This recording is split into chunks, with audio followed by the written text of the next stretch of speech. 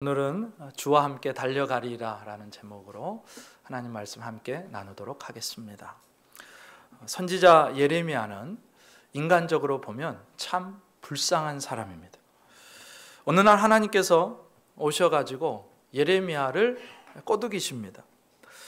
여러분, 제 표현이 너무한 거 아니냐고 하실 수 있는데, 그런데 예레미야가 자기의 소명을 말하는 장면에서 이런 표현을 꼭 그대로 씁니다.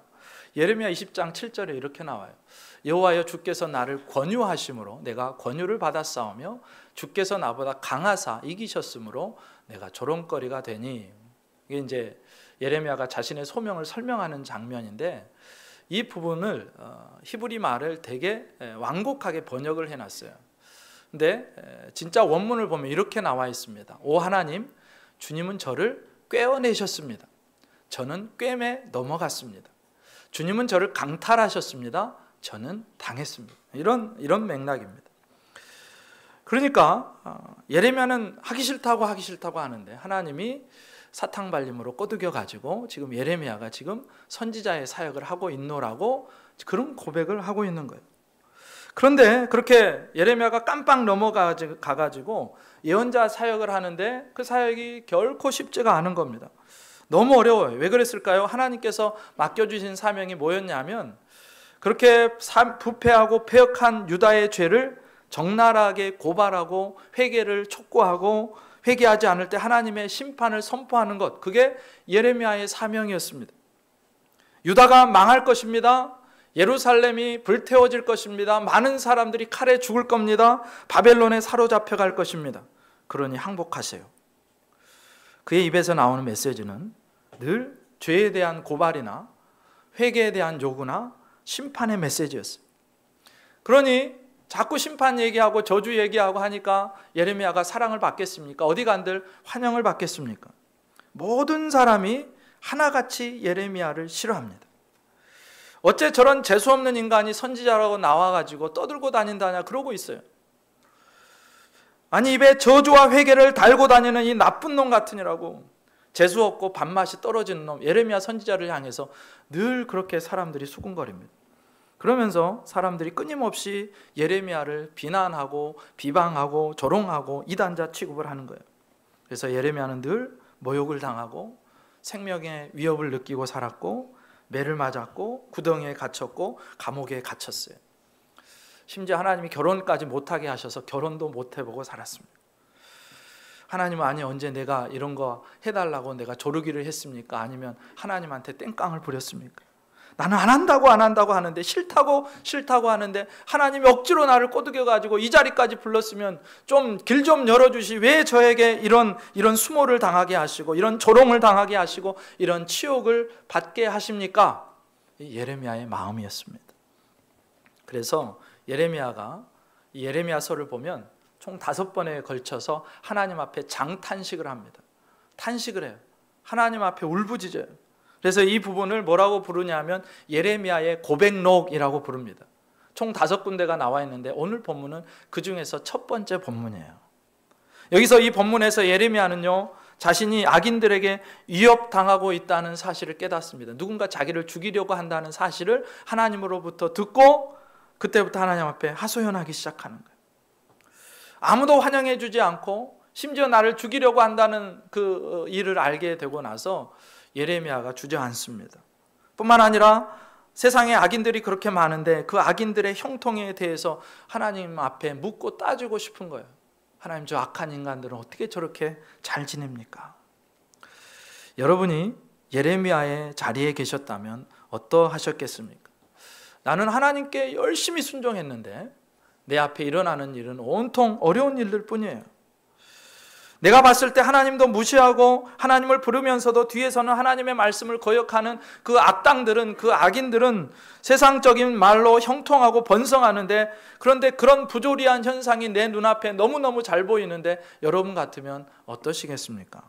오늘 본문에 나오는 이 예레미야의 탄식과 원망과 하소연과 기도를 통해서 우리는 그런 상황에서 어떻게 대처해 나가야 되는지를 한번 생각해 보면서 은혜를 나누도록 하겠습니다. 오늘 18절, 19절 말씀 이렇게 시작됩니다. 같이 한번 읽어볼까요? 시작. 여호와께서 내게 알게 하셨으므로 내가 그것을 알았나이다.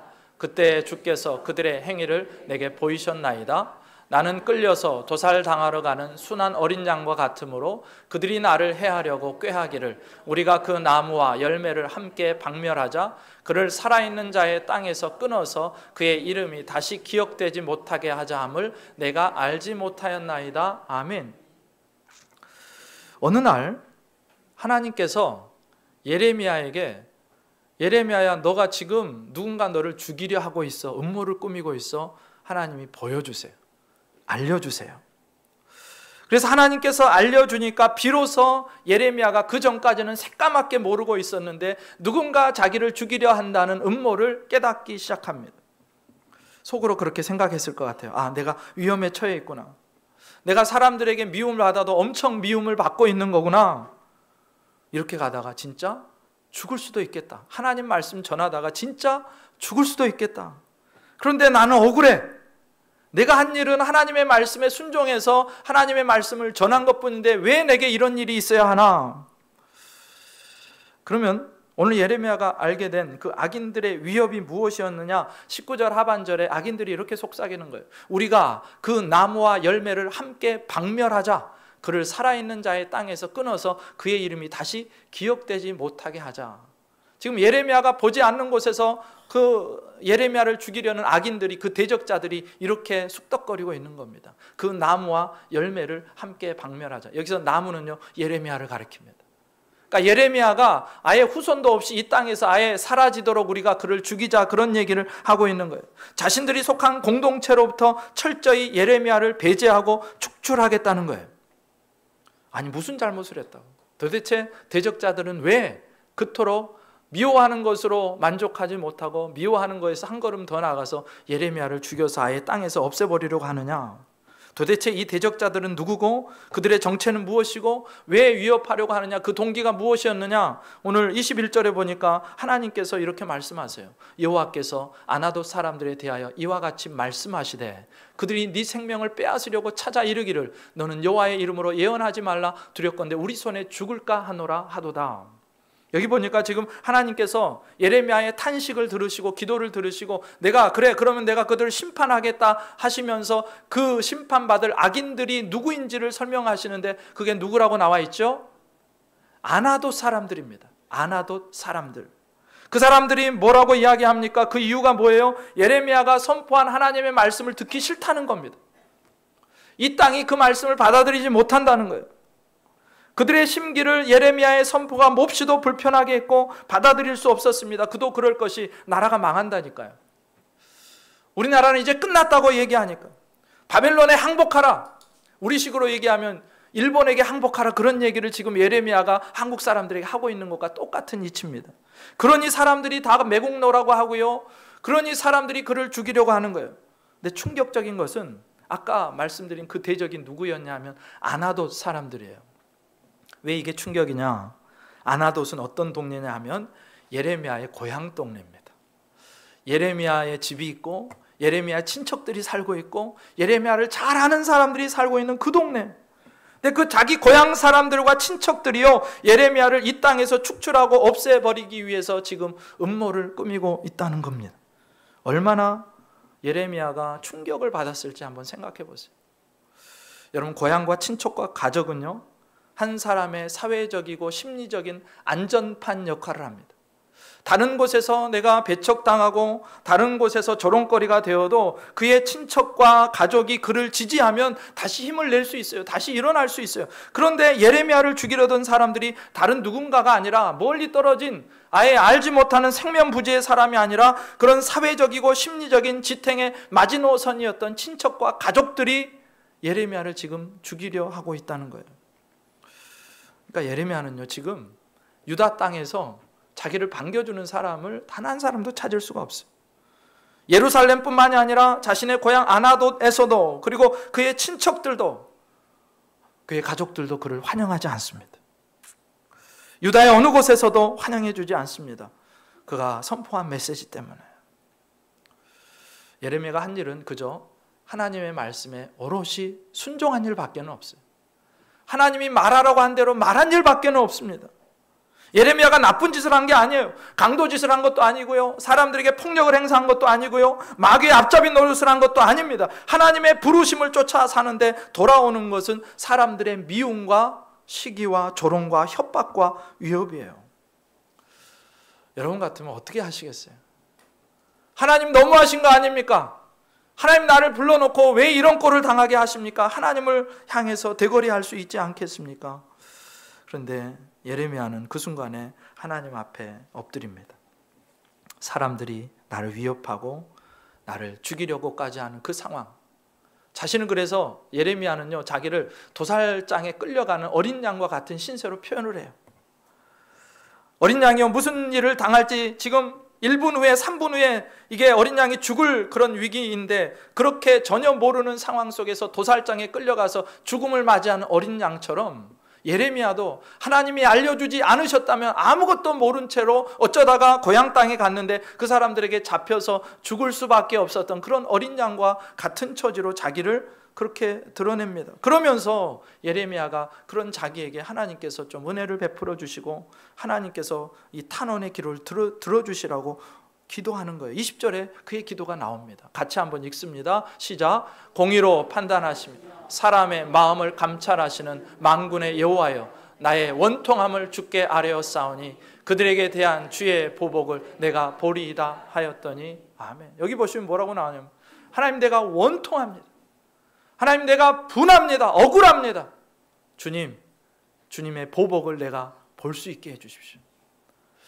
여러분, 예레미야가요, 하나님께 하소연하는데 하나님 그들에게 보복해 주세요. 하나님 저의 원수를 갚아주세요. 하나님 저들을 그냥 두지 마세요. 이렇게 기도하는 거예요. 어떤 분들은 예레미야의 이 탄식, 이 호소, 이 보복 기도를 마땅치 않게 받아들이실 수도 있을 것 같습니다. 십자가에 달리셔서 자신을 못 박은 원수들의 죄를 용서해 달라고 하셨던 그 예수님을 떠올리면 지금 예레미야는 그 원수들에 대해서 너무 심하게 기도하는 거 아니냐, 그런 생각이 들 수도 있어요. 그러나 예레미야의 기도가 옳지 못한 기도는 아니었습니다. 예레미야의 기도는 정당한 기도예요. 그의 기도를 들으시고 하나님께서 그의 대적자들을 심판하시겠다고 오늘 바로 그 본문에서 분명히 말씀하고 계시기 때문입니다. 하나님께서 들으시고 하나님께서 인정하시는 기도. 그러면 도대체 어떻게 원수까지 사랑하라고 하신 그 하나님께서 예레미야가 하는 저 원수들에게 하나님 보복해 주십시오라는 그 보복의 기도를 용납하실 수 있을까?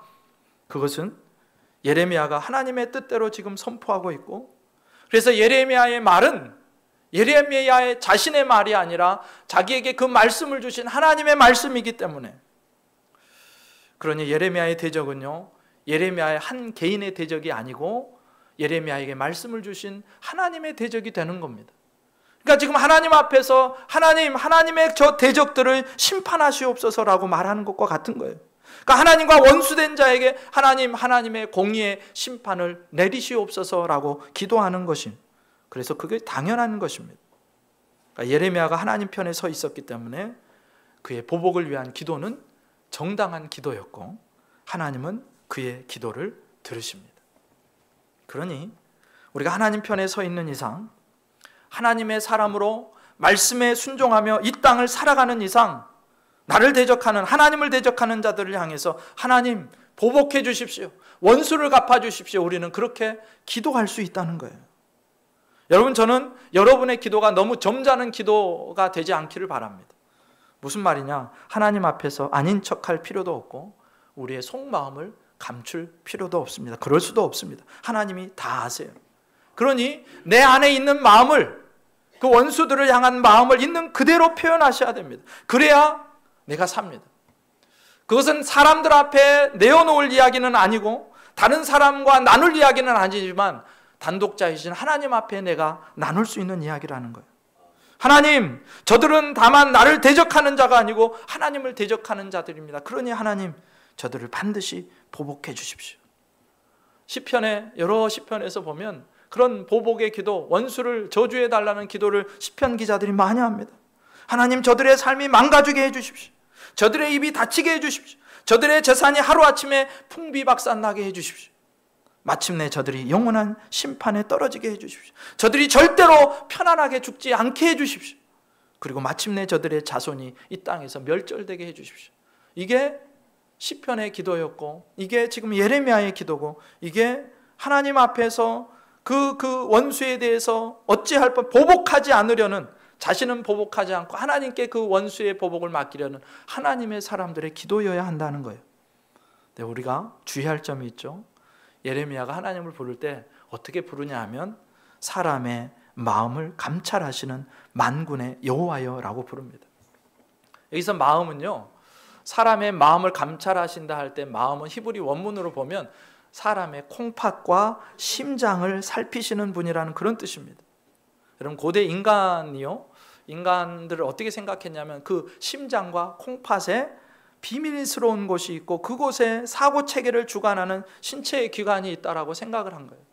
그러니까 그 콩팥과 심장을 살펴보면 그 사람의 마음을 알 수 있다. 이게 고대인들의 생각이었습니다. 그러니 예레미야가 하나님을 부를 때 사람의 콩팥과 사람의 심장을 감찰하시는 하나님, 사람의 마음을 감찰하시는 하나님, 하나님 내 마음이 어떤지를 아시지요. 그리고 저 악인들의 마음이 어떤지를 아시지요. 하나님 분명히 보시고 저 악인들의 악한 대로 반드시 심판해 주십시오. 그러니 그 보복의 기도를 드릴 때 하나님 앞에서 먼저 살필 것은 우리의 콩팥과 심장을 살피시는, 우리의 마음을 깊은 곳까지 세밀하게 살펴보시고 하나도 모르시는 것이 없는 하나님 앞에서 내 마음을 먼저 점검하는 일입니다. 내가 하나님 앞에 서 있는가, 내가 하나님 편에 서 있는가, 그렇지 않고 나도 저들과 악인들과 똑같은 죄인의 모습은 아닌가, 나를 먼저 살펴야 한다는 것입니다. 그렇게 하나님 앞에 설 때, 원통한 일을 당할 때, 원수를 갚고 싶은 그 마음이 들 때 먼저 우리의 마음을 하나님 앞에 살피고 그 마음을 가지고 내 있는 마음을 하나님 앞에 토설하는 것입니다. 하나님 보복해 주세요. 하나님 힘들어요. 하나님 도와주세요. 그렇게 우리가 마음을 다하여 기도할 때 우리 하나님은 들으시고 그 기도에 반드시 응답하시는 줄 믿습니다. 우리가 어려움의 시기를 지날 때, 다른 사람에게 이야기할 수 없는 그 내밀한 이야기를 나 안에만 갖고 있어야 될 때, 그래서 내 안에서 스스로 폭발해 버릴 것 같고 힘들어할 때, 그때 내가 해야 될 기도가 뭐냐? 바로 그 보복의 기도요, 저주의 기도요. 하나님 앞에 내가 그렇게 나아가야 한다는 것입니다. 그리고 그렇게 보복을 구하는 예레미야에게 하나님께서 이렇게 응답하세요. 21절부터 23절에 이렇게 나옵니다. 여호와께서 아나돗 사람들에 대하여 이와 같이 말씀하시되 그들이 너 생명을 빼앗으려고 찾아 이르기를 너는 여호와의 이름으로 예언하지 말라, 두렵건대 우리 손에 죽을까 하노라 하도다.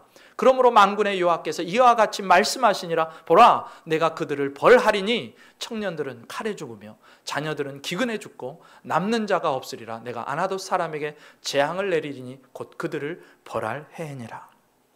예레미야의 억울함과 원통한 탄식과 하소연에 하나님께서 어떻게 반응하시느냐? 예레미야의 말대로 보복해 주시겠다고 말씀하시는 거예요. 목숨을 노리는 그 아나돗 사람들을 하나님이 반드시 심판해 주겠다 말씀하세요. 여기서 칼이 나오고 기근이 나오는데 다 전쟁과 관계된 것들입니다. 전쟁 때 칼에 죽고요, 전쟁이 끝나고 나서 기근에 죽는 겁니다. 이 말씀대로 아나돗 사람들은요, 바벨론이 유다를 멸망시킬 때 수많은 사람들이 칼에 죽고 기근에 죽고 심판을 당하게 되더라. 하나님의 이름으로 예언하는 날에는 너가 반드시 죽을 거야, 예레미야를 그렇게 핍박하던 그들이 되려 자기들이 무시하던 그 하나님의 말씀 때문에 하나님께 멸망을 당하게 되는 것을 보게 돼요. 그렇게 하나님의 응답을 들은 예레미야는요, 계속해서 하나님께 말씀을 드려요. 아마도 내 기도에 대해서 충분하게 만족하지 못했던 것 같아요. 하나님이 심판해 주신다고 약속하셨는데 거기에 충분히 만족하지 못해서 예레미야가 계속해서 말씀하십니다. 어쩌면 하나님께서 심판하시기까지, 하나님의 때가 도래하기까지 예레미야는 계속해서 그들로부터 위협을 받아야 되고 핍박을 받아야 되고, 그들은 여전히 기세가 등등할 것이고 그들은 여전히 하나님이 없는 것처럼 살 것이고, 그래서 예레미야는 어쩔 수 없이 그 위협 속에서 생명의 목숨의 위협을 느끼면서 살아갈 가능성이 있기 때문에 그렇습니다. 심판의 약속은 좋은데 그 심판이 당장 행해지지 않으니까 하나님께서 그때를 유보하시고 계시기 때문에 그래서 악인들이 계속해서 날뛰고 있는 그 모습을 보면서 예레미야가 이렇게 묻는 거예요. 12장 1절 2절입니다. 여호와여, 내가 주와 변론할 때는 주께서 의로우시니이다. 그러나 내가 주께 질문하옵나니 악한 자의 길이 형통하며 반역한 자가 다 평안함은 무슨 까닭이니까? 주께서 그들을 심으심으로 그들이 뿌리가 박히고 장성하여 열매를 맺었거는 그들의 입은 주께 가까우나 그들의 마음은 머니이다. 악인들이 지금 어떤 모습이냐면 하나님이 심으신 것 같아요. 하나님께서 뿌리가 박히도록 하신 것 같고 장성해서 열매를 맺도록 하나님이 허락하신 것 같답니다. 그들의 입은 주께 가까웠지만, 그들은 주님을 경외한다고 말하지만 그들의 마음은 하나님으로부터 멀어져 있다고 얘기하는 거예요. 1절로 돌아가서 그럼 뭐라고 질문합니까? 그 악한 자들의 길이 형통하며 반역한 자가 다 평안함은 무슨 까닭입니까? 하나님, 도대체 어떻게 이런 일이 일어날 수 있습니까? 쉽게 말해서 악한 자들은 여전히 형통한 삶을 살고 있고 하나님께 반역한 자들은 여전히 평안한데, 그러면 하나님, 그거는 문제 있는 거 아닙니까? 하나님 빨리 심판하셔야 되는 거 아닙니까? 예레미야가 질문하는 거예요. 그도 그럴 것이, 지금 하나님께서 아나돗 사람들에 대한 심판을 선언하셨지만 그들은 여전히 살아 있습니다. 그들은 여전히 떵떵거리며 살고 있고, 그들은 여전히 예레미야를 위협하고 있고, 그들은 여전히 잘 먹고 잘 살고 있고, 그런 상황 속에서 예레미야는 여전히 도살장에 끌려가는 어린 양처럼 그렇게 아무런 힘도 못 쓰고 보복할 어떤 무기도 없이 그렇게 고통을 당하고 있는 거예요. 여전히 대적들은 힘이 세고요, 여전히 그들은 잘 먹고 잘 지내는 것 같은데 여전히 예레미야는 힘든 그 상황을 놓고, 하나님, 도대체 악한 자의 길이 형통하며 하나님께 반역한 자가 평안한 것은 무슨 까닭입니까? 하나님, 설명 좀 해주세요. 비단 아나돗 사람들만의 문제는 아니었습니다. 남유다 안에, 예루살렘 안에 그런 일들이 비일비재했어요. 저런 놈은 반드시 심판을 받아야 되는데 하나님, 어떻게 저런 자가, 저런 악한 자가 높은 지위를 얻고 엄청난 부를 자랑합니까? 그의 자손들도 그들의 재력과 권력을 힘입어서 출세합니다. 어떻게 그럴 수 있습니까? 반면에 하나님을 경외하고 사랑하는 그 사람들은 어떻게 늘 그 악한 사람들에게 짓밟히고 힘도 없고 그렇게 살아갈 수가 있는 겁니까? 좀 더 스펙트럼을 넓혀보면 지금 그래도 유다는요, 하나님이 선택하신 선민이고 하나님의 백성이에요. 율법을 가진 자들이고 하나님을 경외한다고 말하는 자들입니다. 그런데 하나님은 바벨론이라는 이방신 마르둑을 섬기고 하나님과 전혀 상관없고 자기들의 욕심을 따라서, 탐욕을 따라서 다른 나라를 침략해가지고 빼앗고 자기의 탐욕을 채우는 그 바벨론 같은 나라를 어떻게 유다를 심판하실 도구로 사용하실 수 있습니까? 그런 이야기를 묻는 것입니다. 이게 우리가 현실에서 만나는 문제예요. 하나님이 살아계시는데 어떻게 저런 악당이 활개를 치고, 어떻게 저런 악당이 더 잘 되는 것 같고, 어떻게 저 선량한 사람들이 피해를 보느냐 하는 것입니다. 이런 질문을 가지고 교회 떠나는 사람도 있어요. 아니, 하나님이 살아계시는데 어떻게 사회가 이렇게 부조리할 수 있느냐는 거예요. 어떻게 악인들이 저렇게 활개를 치는데 어떻게 선인들은 저렇게 기죽어서 사냐는 것입니다. 그 정도로 심각한 질문이에요. 더군다나 이해할 수 없는 것은 마치 그 악한 자들을 하나님께서 땅에 심으시고 뿌리가 내게 하시고 내리게 하시고 장성하게 하시고 열매 맺게 하시는 건 그것을 다 허락하시고 있다는 그런 사실입니다. 이런 일이 비단 예레미야만이 아니라요, 욥이 하나님께 했던 질문입니다. 하박국 선지자가 하나님께 했던 질문입니다. 시편의 기자들도 의문을 품고 있었던 질문이에요. 대표적으로 시편 73편에서 시인이 이렇게 하나님 앞에서 고백하는 거예요. 하나님이 참으로 이스라엘 중 마음이 정결한 자에게 선을 행하시나 나는 거의 넘어질 뻔하였고 나는 걸음이 미끄러질 뻔하였으니, 여기서 뭐라고 하냐면 나는 거의 넘어질 뻔하였으면 실족할 뻔했다는 거예요. 걸음이 미끄러질 뻔했다는 거예요. 내가 하나님을 부인할 그런 지경까지 갔다는 것입니다. 왜요? 이렇게 나와 있어요. 이는 내가 악인의 형통함을 보고 오만한 자를 질투하였음이로다. 그들은 죽을 때에도 고통이 없고 그 힘이 강건하며 사람들이 당하는 고난이 그들에게는 없고 사람들이 당하는 재앙도 그들에게는 없나니 그러므로 교만이 그들의 목걸이요 강포가 그들의 옷이며 살찜으로 그들의 눈이 솟아나며 그들의 소득은 마음의 소음보다 많으며 그들은 능욕하며 악하게 말하며 높은 데서 거만하게 말하며 등등등. 저 인간들은 하늘에서 벼락이 떨어져서 맞아 죽어야 되는데, 그런데 저들이 살아가는 현실은 내 생각과는 정반대의 현실이에요. 평상시에도 잘 지내고 돈도 많고 지위도 높고 권력도 세고 영향력도 세고, 그런데 살기만 그렇게 잘 사는 것이 아니라 죽을 때도 잘 죽어요. 이게 하나님, 악한 이들에게 하나님이 하실 일입니까? 하나님 도대체 이게 무슨 일입니까?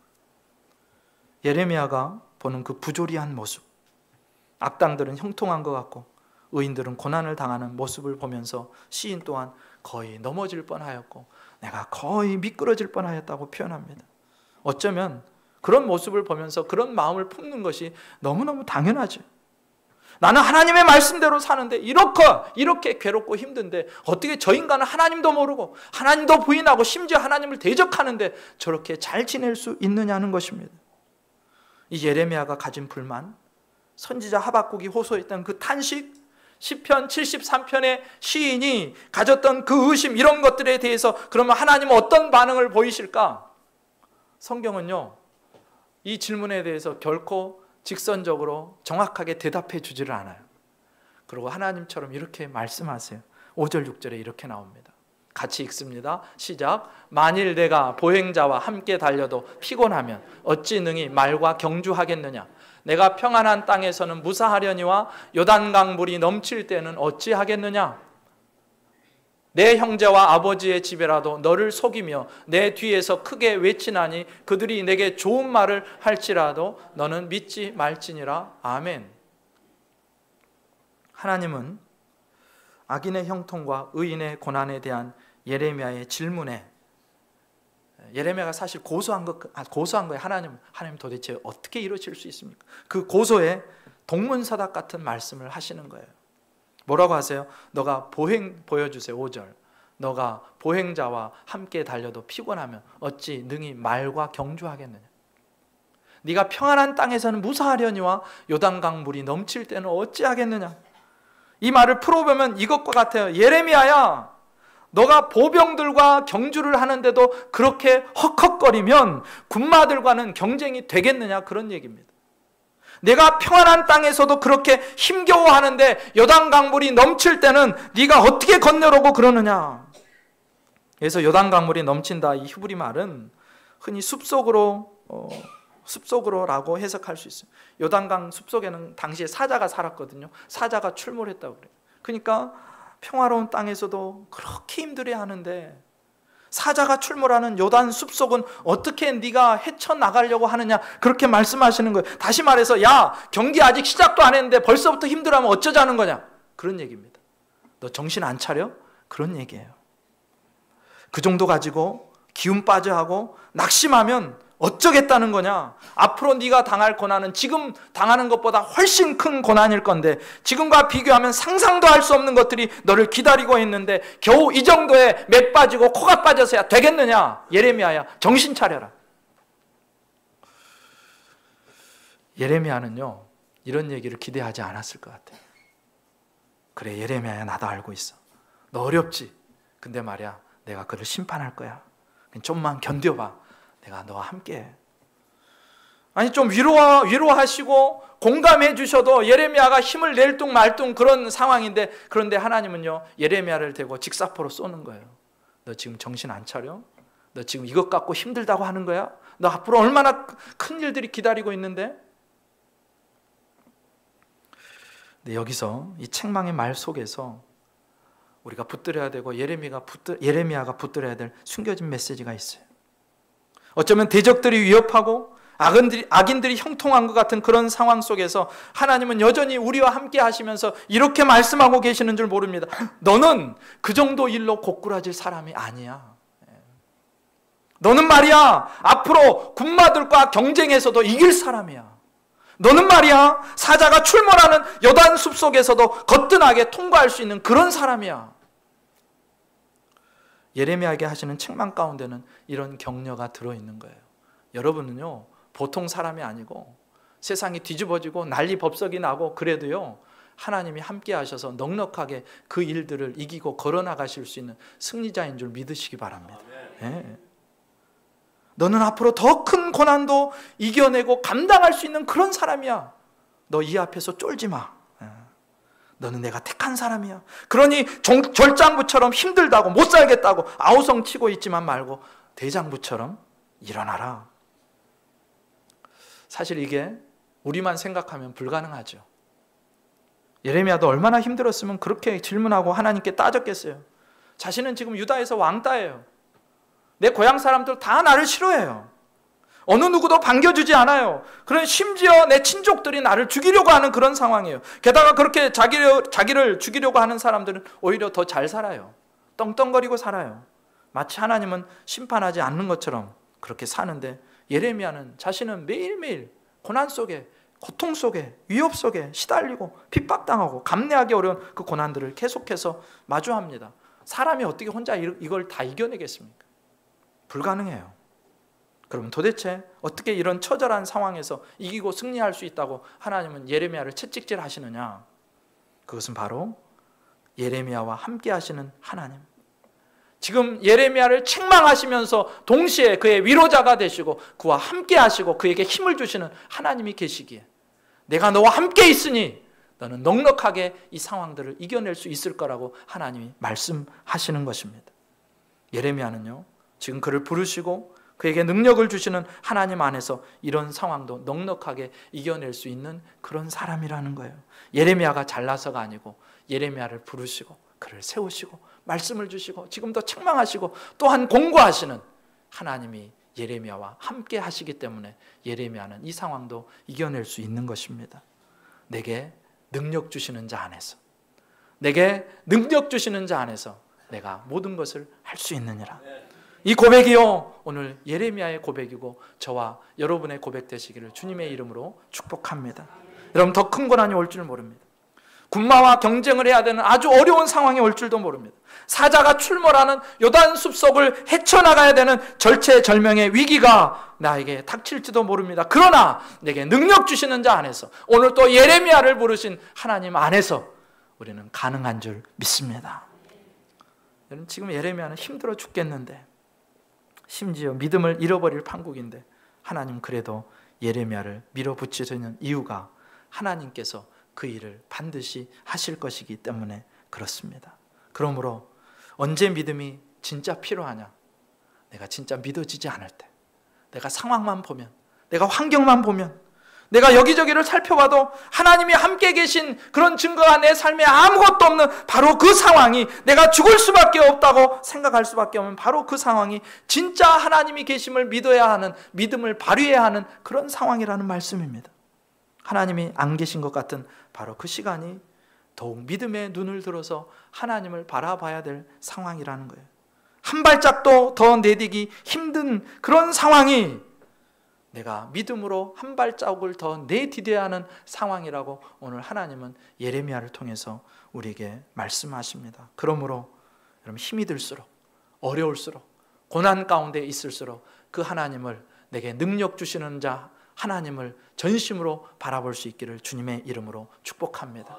우리 하나님은 고난보다 크시고, 우리 하나님은 우리가 대처하고 있는 환경보다 크시고, 우리 하나님은 우리를 대적하는 어떤 원수의 세력보다 크시고 그들을 이기시는 하나님이신 줄 믿습니다. 그래서 우리는 할 수 있는 거예요. 그래서 우리는 경주마와 경주에서도 이길 수 있는 것이고, 그래서 우리는 사자가 출몰하는 요단숲도 담대하게 통과할 수 있게 되는 것입니다.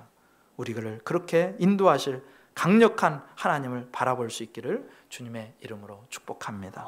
심지어 우리 주위에 아무도 없어도, 심지어 나를 도와줄 사람이 아무도 없어도, 하나님, 내가 고아처럼 지금 버림받았습니다. 지금 내 친척들도, 내 고향 사람들도, 내 가족들도 나를 버렸습니다. 그 상황 속에서도 하나님은 우리와 함께 계신다는 거예요. 오늘 6절에 그렇게 말씀하세요. 내 형제와 아버지의 집이라도 너를 속이며 내 뒤에서 크게 외치나니 그들이 내게 좋은 말을 할지라도 너는 믿지 말지니라. 지금 예레미야에게 하나님이 이 말씀을 주시는 거예요. 너 형제도 아버지의 집도 너를 속일 거고 너를 뒤에서 크게 외칠 것이니 너는 그들의 좋은 말에 속아 넘어가지 마. 그들을 믿지 마. 여러분, 사람은 믿음의 대상이 아니지요? 사람은요, 원은 있어도요, 연약한 육체 때문에 때로는 그 원대로 하지 못하는 게 인간입니다. 늘 넘어집니다. 내가 저 사람을 배신하기 싫은 그런 마음이 있어도 상황이 몰고 가면 어쩔 수 없이 배신을 선택할 수밖에 없는 게 인간이라는 존재예요. 인간은 그래서 사랑해주고 그리고 아껴줄 존재이지 완벽한 신뢰를 줄 대상이 아니라는 거예요. 그럼 왜 하나님이 이런 말씀을 하실까요? 너는 사람 보지 말고 사람을 신뢰하지 말고 나 하나님을 신뢰해라. 그런 말씀입니다. 바로 그곳에 아무도 너를 도와줄 수 없을 것 같은 사방팔방이 가로막힌 상황에 직면했을 때 너는 누구를 볼 거냐? 사람을 믿지 말고 나 하나님을 바라봐라 라고 말씀하시는 거예요. 여러분, 하나님께서요 우리를 홀로 있게 하실 때가 있어요. 세상에 나 혼자 남겨진 것 같은 그런 상황에 나를 몰아가실 때가 있어요. 어느 누구도 나를 도와줄 수 없고 어느 누구도 믿을 수 없는 상황에 몰아가실 때 왜 하나님은 그렇게 우리를 그 대적 사이에 몰아넣으시느냐? 그 어려운 환경과 형편에 몰아넣으시느냐? 진짜 나를 구원하실 분은, 진짜 나를 이 상황에서 도와주실 분은 하나님 한 분밖에 없습니다. 그 고백을 받으시려고 우리를 그 상황으로 몰아넣으시는 것입니다. 어느 누구도 대신해 줄 수 없는 그 시간에 우리는 내가 단독자로 서서 살아계신 하나님, 영광의 하나님, 온 우주 만물을 다스리시는 하나님, 온 땅의 왕이신 하나님을 내가 그분을 아련하게 되는 거예요. 그리고 그분 앞에서 그 하나님의 영광을 경험하면 그 사방팔방 막혀있는 상황이 어느새 나도 모르게 뚫려져 있고 내가 그거를 통과하고 있고 내가 경주마와 함께 달리고 있고 내가 사자가 출몰하는 요단숲을 그렇게 헤쳐나가고 있는 나를 발견하게 되는 것입니다. 여러분, 홀로 있음이 어떤 사람에게는 외로움이고 쓸쓸함이지만 홀로 있음이 어떤 사람에게는 영광이 되어집니다. 누구에게요? 바로 그 영광스러운 하나님을 그 홀로 있음의 자리에서 만나는 그 사람. 어떤 사람은요 그 홀로 있음이 너무너무 힘들어서 그렇게 쓸쓸해하다가 외로워하다가 그냥 망하는 길로 가요. 그런데 어떤 사람은 그 홀로 있음이 영광스러운 하나님을 만나는 계기가 되어서 하나님의 영광을 체험하고 그 영광스러운 길을 또 따라 걸어가는 계기로 만드는 것을 성경을 통해서 배우게 됩니다. 오늘 예레미야가요 이 말씀을 듣고요 정확하게 어떤 답변인지는 모르겠는데 하나님 내가 계속 힘들어한다고 말씀하시는 것 같은데 그래도 이 길을 포기하지 않고 끝까지 선지자의 사명을 끝까지 감당하다가 나중에 이제 순교합니다. 예레미야도 그랬고 우리 신앙의 선배들이 그랬어요. 여러분, 북왕국 아합 왕의 시대 선지자였던 엘리야를 한번 생각해 보십시오. 그가 이겼어요. 850대 1에 그 바알과 아세라의 선지자와의 영적 대결에서 싸움에서 이겼습니다. 그런데 진짜 이겼느냐? 갈멜산 그 대첩 뒤로요 악한 왕비 이세벨은 여전히 살아있어요. 죽지도 않고요 도리어 공권력을 동원해가지고 어떻게 해서든 내가 엘리야를 반드시 죽여버리겠다 그렇게 난리가 났습니다. 그 싸움을 이기면 온 세상이 하나님 앞에 돌아올 줄 알았는데 악당들이 멸망할 줄 알았는데 두 손 두 발 들 줄 알았는데 이제 그 마귀 같은 이세벨은 날뛰고 있고 아합도 건재하고 있고 자기만 홀로 남아있는 것 같은 거예요. 엘리야가 사방팔방이 다 가로막혀 있는 거예요. 그래서 번아웃이 왔습니다. 그래서 엘리야도 처음에는 그 외로움 때문에 그 홀로 있음 때문에 치를 떨다가 하나님 나 못 견디겠습니다. 나를 죽여주십시오. 그 자리까지 갔어요. 포기했어요. 근데 하나님은 어떻게 하세요? 그를 먹여주시고 재워주시고 힘을 주셔서 하나님을 만나게 하세요. 그 호렙산까지 이끌어가지고 그 홀로 있는 엘리야를 하나님이 찾아오셔서 영광스러운 모습을 보여주시고 사명을 다시 맡겨주셔서 나 이제 죽겠습니다. 나는 끝났습니다. 라는 그 엘리야를 영광의 자리로 다시 인도하시는 것을 보게 됩니다. 성도에게 홀로 있음은 외롭고 쓸쓸한 자리가 아니라 그 홀로 있음의 자리에서 영광스러운 하나님을 대면하고 내가 그 하나님의 영광으로 충만해지고 하나님의 성령으로 충만해지고 그래서 내가 버틸 수 없을 것 같았던 그 상황에서 버티고 사방이 대적으로 둘러싸인 그 상황에서 이겨나갈 수 있고 사자들과 함께 달려갈 수 있고 경주마들과 함께 경주에서 승리할 수 있는 그 영광을 경험하는 자리인 줄 믿으시기 바랍니다. 홀로 있음이 쓸쓸함이나 외로움이 아니고 홀로 있음이 하나님과 만나는 영광의 자리로 아시고 그 자리에서 끝까지 승리할 수 있는 저와 여러분 되시기를 주님의 이름으로 축복합니다. 말씀을 맺습니다. 오늘 하나님의 말씀을 순종하다가 예레미야는 어려운 일을 당합니다. 고난을 당합니다. 힘듭니다. 누군가 죽이려고 합니다. 그런데 그 상황에서 예레미야는 스스로 복수하려고 하지 않습니다. 스스로 힘을 길러가지고 죽이려고 하지 않아요. 대신에 그 일을 하나님 앞에 다 고합니다. 하나님 이것 보세요. 하나님 원통합니다. 저는 잘못한 게 없습니다. 하나님 복수해 주십시오. 복수를 하나님 앞에 떠넘깁니다. 그러나 그것으로 예레미야의 기도가 끝나지 않아요. 기도했고 하나님이 심판하신다고 하시는데 여전히 상황은 그대로인 거예요. 여전히 어렵고 여전히 고립되고 여전히 홀로 있음에 처할 수가 있어요. 바로 그때가 믿음을 동원할 때입니다. 나와 함께 하시는 하나님을 믿음으로 바라볼 때 홀로 있음이 쓸쓸함이나 외로움으로 끝나지 않고 홀로 있음이 하나님을 만나는 영광이 된다는 사실을 오늘 주님의 말씀을 통해서 깨닫게 됩니다. 오직 여호와를 앙망하는 자는 새 힘을 얻으리니 독수리가 날개쳐 올라감 같을 것이요 다른 박제하여도 곤비하지 아니하고 걸어가도 피곤하지 아니하리로다. 저와 여러분은 보통 사람이 아닙니다. 하나님이 함께 하시면 불가능이 없는 사람입니다. 경주마와 경주에서 이길 수 있는 사람이고 사자가 나오는 그 요단의 숲을 걸어가면서도 넉넉하게 그 사자를 이기고 승리의 발걸음을 내디딜 수 있는 그런 엄청난 사람이라는 사실을 기억하시고 오늘 또 하나님을 바라보시고 내게 능력 주시는 자 안에서 내가 승리합니다. 그 고백을 가지고 삶 가운데서는 저와 여러분 되시기를 주님의 이름으로 축복합니다.